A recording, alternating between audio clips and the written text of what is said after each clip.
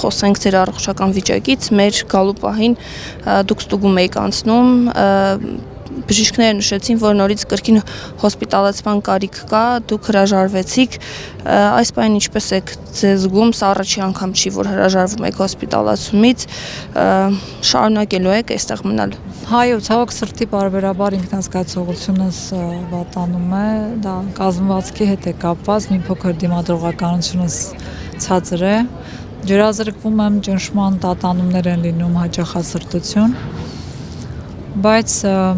դե իմ վիճակը որ տեսնում եք, հիմա պատկերացրեք 22 օր հացադուլանող Ռուբեն Վարդանյանի վիճակը, ով արդեն երկրորդ անգամ է հացադուլանում եւ սա արդեն իր կյանքի համար անդառնալի հետևանք է։